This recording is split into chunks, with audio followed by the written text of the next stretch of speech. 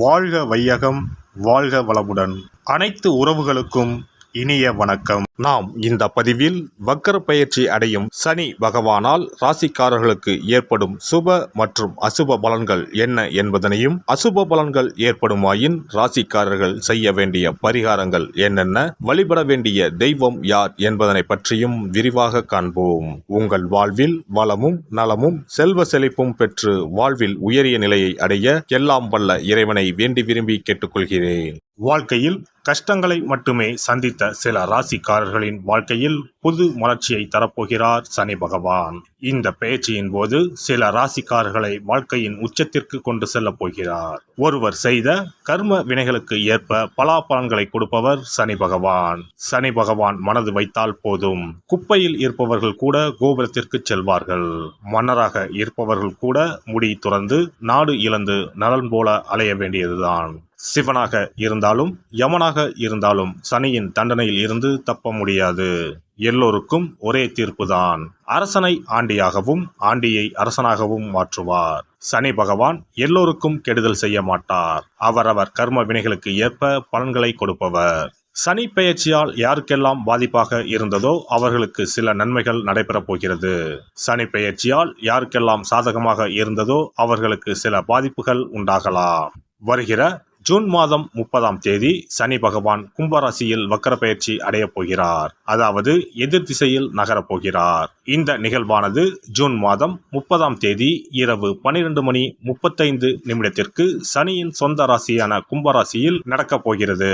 November மாதம் 15ஆம் தேதி வரை சனி கும்பத்தில் வக்ர நிலையில்தான் பயணிப்பார். இப்படிப்பட்ட சூழ்நிலையில் சில ராசிக்காரர்களுக்கு சனி பகவானின் சிறப்பு அருள் கிடைக்கும். அதாவது இந்த ராசிக்காரர்களுக்கு வேலை மற்றும் வியாபாரத்தில் பதவி உயர்வு, சம்பள உயர்வு கிடைக்கலாம். வேலை இல்லாதவர்களுக்கு நல்ல வேலை கிடைக்கும். சனி பகவான் தற்பொழுது கும்பராசியில் உள்ள கடைசி நட்சத்திரமான புரட்டாதி நட்சத்திரத்தில் சஞ்சரிக்கிறார். அதன் பின்னர் நவம்பர் 15ஆம் தேதி மீண்டும் நேராக பயணிக்க உள்ளார். இப்படி வக்கர நிலையில் சுமார் 139 நாட்கள் சனி பகவான் பயணிக்க உள்ளார்.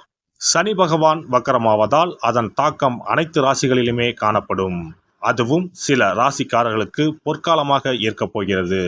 மேலும் நிதி நிலையில் நல்ல உயர்வும் தொழிலில் நல்ல முன்னேற்றமும் ஏற்பட உள்ளது. திருமண வாழ்க்கையில் மகிழ்ச்சி அதிகரிக்கும். இனி உங்கள் ராசிக்கான பலன்கள் என்ன என்பதனை பற்றி காண்போம்.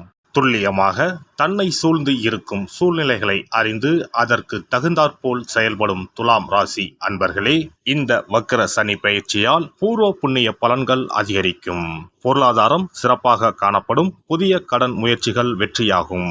பழைய கடன்களை அடைக்கவும் வாய்ப்பு பிறக்கும். அலுவலகத்தில் நல்ல மாற்றங்கள் உண்டாகும். பதவி உயர்வு, சம்பள உயர்வு கிடைக்க வாய்ப்புள்ளது. குடும்பத்தில் நிம்மதியும் சந்தோஷமும் அதிகரிக்கும். பூர்வீக சொத்து பிரச்சனைகளுக்கு தீர்வு கிடைக்கும். குறிப்பாக சுவாதி நட்சத்திரக்காரர்களுக்கு மிகுந்த நற்பலன்கள் உண்டாகும். சித்திரை நட்சத்திரக்காரர்களுக்கு இதுவரை ஏற்பட்ட நஷ்டங்களில் இருந்து வெளிவரும் அளவுக்கு பணவரவு உண்டாகும்.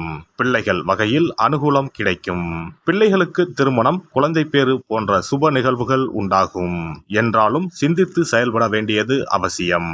புதிய நண்பர்களை நம்பி புதிய முயற்சிகளில் இறங்க வேண்டாம். ஆரோக்கியத்தில் அக்கறை அவசியம். சிலருக்கு அலர்ஜி தொடர்பான வியாதிகள் வந்து விலகும். தவறிப்போன சுபகாரியம் தொடர்பான முயற்சிகள் கைகூடும். வழக்கு சார்ந்த விஷயங்களில் தெளிவான முடிவுக்கு பின்பு வெற்றியை வெளிப்படுத்துவது நல்லது. போட்டித் தேர்வு தொடர்பான செயல்பாடுகளில் அதீத முயற்சியும் ஈடுபாடும் வேண்டும். பங்குச்சந்தை தொடர்பான முதலீடுகளில் தேவைகளை அறிந்து செயல்படவும்.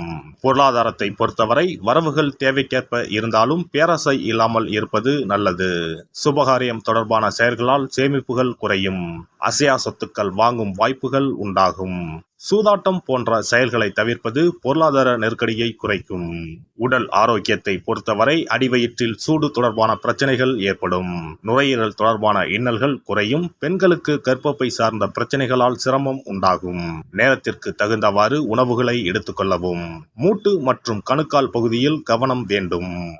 குடும்பத்தில் பயனற்ற வாதங்களை தவிர்க்கவும். வீடு மாற்றம் தொடர்பான சிந்தனைகள் ஏற்படும். குடும்பத்தில் பொருளாதாரமும் நெருக்கடியான சூழலும் மறையும். உடன் பிறந்தவர்களுக்கு உதவுவதில் சுயநலமின்றி இருப்பது உறவை காக்கும். பெரியோர்களிடம் அனுசரித்து செல்வதன் மூலம் சாதகமான வாய்ப்புகள் உண்டாகும். பொன் பொருட்களில் கவனம் வேண்டும். பெண்களை பொறுத்தவரை தோற்றப்பொழிவு மேம்படும். எதிர்பாலினத்தருடன் பழகும் போது நபரின் தன்மைகளை அறிந்து செயல்படவும். ஆடம்பர செலவுகளை குறைத்து சேமிப்புகளை மேம்படுத்துவீர்கள். தாய்வழி உறவுகளின் மூலம் பொருளாதாரத்தில் சில மாற்றமான சூழல் உண்டாகும். பிள்ளைகளின் ஆரோக்கியம் சார்ந்த செயல்பாடுகளில் கவனமாக இருக்க வேண்டும். குடும்ப உறுப்பினர்களை அனுசரித்து செல்வது நல்லது. விலை உயர்ந்த பொருட்களில் கவனம் வேண்டும். மாணவர்களுக்கு பேச்சாற்றல் அதிகரிக்கும். நினைவாற்றல் பெருகும். எதிர்பாலின மக்களிடம் உண்டான சில பிரச்சனைகள் தீரும். முயற்சிக்கு உண்டான மதிப்பெண்களை பெறுவீர்கள். விளையாட்டுப் போட்டிகளில் கவனம் வேண்டும். இயற்பியல் புவியியல் துறை சார்ந்த மாணவர்களுக்கு முன்னேற்றம் ஏற்படும். ஆராய்ச்சி பணிகளில் முயற்சிகளை அதிகப்படுத்துவதன் மூலம் எதிர்பார்ப்புகளை நிறைவேற்றிக் கொள்வீர்கள். பணிபுரிவோருக்கு மேல் அதிகாரிகளின் ஆதரவு மன திருப்தியை ஏற்படுத்தும். சக ஊழியர்களின் ஒத்துழைப்பு நல்ல முறையில் அமையும். உங்களின் மீதான நம்பிக்கையில் மாற்றம் ஏற்படும். அலுவலக ரீதியான பயணங்களால் நன்மை உண்டாகும். பதவி உயர்வுக்கான முயற்சிகள் ஈடேறும். பணிகளில் திட்டமிட்டு செயல்படவும். வியாபாரிகள் புதிய முதலீடுகளில் பொறுமையுடன் செயல்படவும். வருமானத்தில் இருந்து வந்த காலதாமதம் குறையும். நீர்நிலை சார்ந்த வியாபாரத்தில் முன்னேற்றம் ஏற்படும். திரவ பொருட்கள், வாசனை பொருட்கள், பால் சார்ந்த வியாபாரம் மற்றும் கால்நடை தொடர்பான பணிகளில் ஆதாயம் கிடைக்கும். தங்கம், வெள்ளி போன்ற ஆபரண தொழிலில் சாதகமான வாய்ப்புகள் அமையும். ஏற்றுமதி இறக்குமதி சார்ந்த தொழிலில் அரசு விதிமுறைகளில் மாற்றங்கள் நேரலாம். வர்த்தக பணிகளில் அலட்சியமின்றி செயல்படவும். கூட்டாளிகளிடம் கருத்து வேறுபாடுகள் தோன்றி மறையும். இந்த வக்கர பயிற்சியில் நன்மை என எடுத்துக்கொண்டால் சிந்தனைகளில் தெளிவும் தோற்றப்பொழிவும் மேம்படும். மேலும் எதிர்பார்த்த உதவிகள் கிடைப்பதில் இருந்து வந்த கால தாமதம் குறையும். வியாபார பணிகளில் இருந்து வந்த மந்தநிலை நீங்கும். வியாழக்கிழமைகளில் ஆஞ்சநேயரை வழிபட்டு வர கஷ்டங்கள் குறைந்து நன்மைகள் அதிகரிக்கும். திருவேற்காட்டில் உள்ள தேவி ஸ்ரீ கருமாரியம்மனை வழிபட சுபகாரியம் சார்ந்த முயற்சிகள் கைகூடும். சிறப்பு பரிகாரம். நவ கிரகங்களில் சனி பகவான் நீதி தவறாதவர். அவரவர் கர்ம வினைகளுக்கு உரிய பலனை தவறாமல் வழங்குபவர். பொதுவாக சனி பெயர்ச்சி என்றாலே எல்லோரும் பயப்படுவார்கள். அப்படி பயப்பட வேண்டிய அவசியமே இல்லை. சனி பகவானால் பாதிப்புகள் ஏற்படும் பட்சத்தில் பாதிப்பில் இருந்து விடுபட பல எளிய பரிகாரங்கள் உள்ளன. ஒரு கைப்பிடி பச்சரிசியை எடுத்துக்கொண்டு அதை நன்றாக பொடி செய்து கொள்ள வேண்டும். பிறகு சூரியனை வழிபட வேண்டும். சூரியனை வழிபட்ட பிறகு குளக்கரையிலோ மரத்தின் அடியிலோ உள்ள விநாயகரை 3 முறை வலம் வந்து வழிபட்டு விட்டு பொடி செய்த பச்சரிசி மாவை தரையில் போட வேண்டும். அப்படி போடும் மாவை எறும்புகள் எடுத்துச் செல்லும். குறிப்பாக வன்னி மரத்தின் அடியில் இருக்கும் விநாயகரை வலம் வருவது மிகவும் விசேஷம். இந்த பரிகாரத்தை எப்போதுமே தொடர்ந்து செய்வது மிகவும் நல்லது. ஒருவருக்கு சனி தசை வந்துவிட்டால் அவருக்கு சந்தேக புத்தி வந்துவிடுகிறது. யார் சொல்வதையும் ஏற்றுக்கொள்ள மாட்டார்கள். குறிப்பாக அஷ்டமத்து சனி மிகவும் கஷ்டப்படுத்திவிடும். 7.5 சனியின் பாதிப்பை விடவும் அஷ்டமத்து சனி மிக அதிக பாதிப்பை ஏற்படுத்தும். அஷ்டம சனி நடப்பவர்கள் சனியினால் ஏற்படக்கூடிய பாதிப்புகளில் இருந்து விடுபட பின்கூறும் நியதிகளை கடைபிடித்தால் பாதிப்புகளின் தாக்கத்தில் இருந்து விடுபடலாம். சனி தசை நடக்கும்போது எந்த செயல் செய்தாலும் தாமதமாகும். அதற்காக கோபப்படக்கூடாது. பொறுமையாக இருக்க பழகிக்கொள்ள வேண்டும். தினமும் காகத்துக்கு எள் கலந்த சாதம் வைக்கவும். பிரதோஷ பூஜைகளில் பங்கேற்பது நல்லது. சனிக்கிழமை தோறும் சனி பகவானுக்கு இரும்பு அகல் விளக்கில் நல்லெண்ணெயில் தீபம் ஏற்றி வழிபடவும்.